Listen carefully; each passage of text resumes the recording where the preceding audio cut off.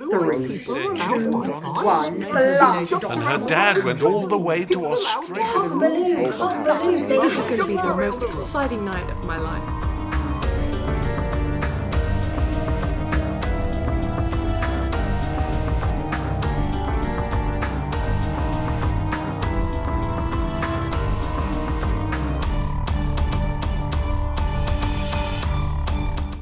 Some readings. The first are 5 things I would do if I found a talking pig in my wardrobe. It's a poem by Dr. Reynolds' class, S1 class.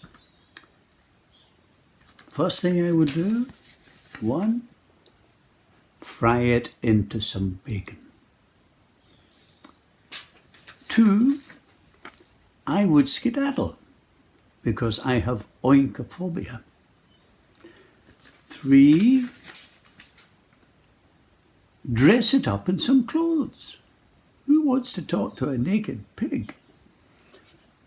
4, train its magic up until it becomes a flying pig.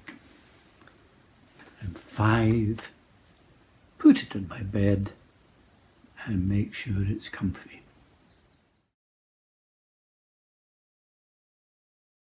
Good afternoon, children and others. My name is John Byrne, and I'm reading a poem by Eva E. And I hope that's your right, proper pronunciation of your name, Eva, E-V-A. Right. And it's called The First Day. It was, what was it? Oh yes, it was the first day at school. I wondered, would I look like a fool? We trotted on and on and on. It was endless. Oh, I've never felt like this before.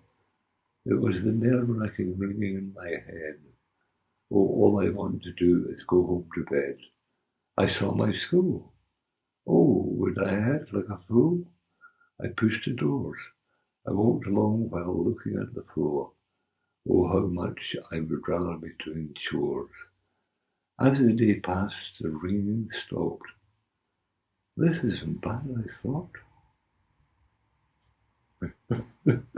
I was very bad.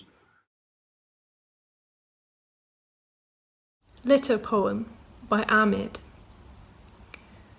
The letter M is my favourite. I think it's really great.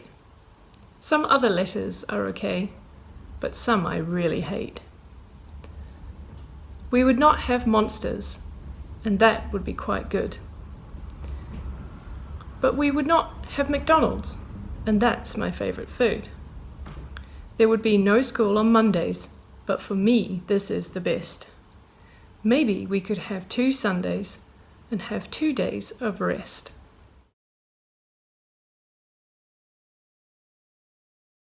Ode to PJs by Sky D. Oh, my lovely PJs. You're fluffy as can be. You're always super cozy, which means my cat sits on me. Oh, my wonderful PJs. You're always the perfect heat. You match my cozy slippers. You are the perfect size. Oh, my glorious PJs. If I could wear you all day long, I would. But I don't think my school would think I should. Oh, my perfect PJs. I would freeze without you. You're comfy at all times. Oh, my magnificent PJs. I love you oh so much. No one will ever replace you. So please don't leave.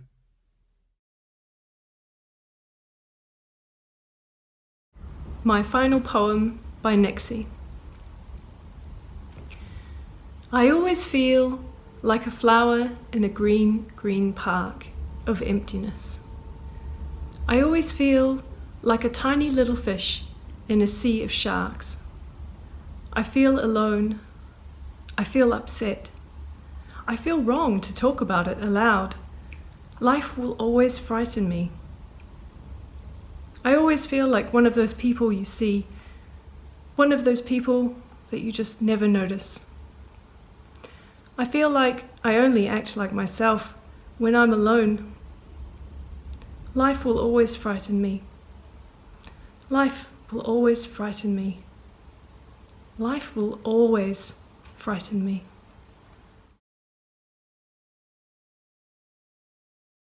Potato Poem by Cameron F.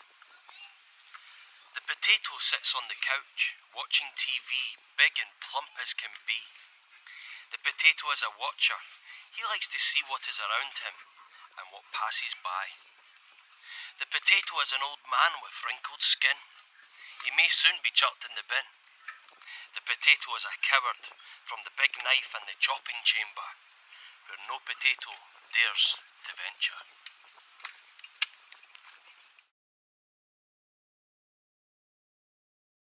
Delivery by bow. A giant box arrives right in front of your house, carried by 4 angry posties. It's labelled, "Caution, broken time machine." You open the box to see what's inside. It was nothing but a normal-looking table. You put it somewhere in your house. One day, your ball rolls under the table. You look under the table, but your ball is not there. You go under the table to see what is happening. Weirdly, you somehow get teleported to the top of a hill. You don't know where you are. You look down the hill. Amazingly, you see tons of dinosaurs all over the place. Suddenly, you hear a big, loud roar. You look behind you. It's a Tyrannosaurus Rex. You run as fast as you can, and then you fall down a cliff. Luckily, you slide down a Brachiosaurus's neck, and then you fall into a pond. After that, you get blinded. And when you can see again, you're somehow at home. You realize you've lost your ball forever. And when you go check, the table has disappeared.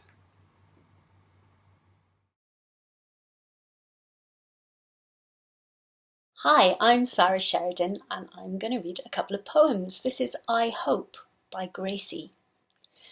A humid silence plagues the room. It's dark, but I see so much. What's wrong with me? Am I enough? It doesn't feel like it. It doesn't feel like anything. Is there any way I can express this? It won't end. Why? Why won't it stop? It's feeling like this or simply content, nothing more, nothing. Is this nothing? Will I ever be important? The insignificance I bear, it's never left. Maybe one day I can tear loose and leave this behind. I hope. Feeling blue, feeling bright. And this is The Letter M by Maya. The letter M is magnificent.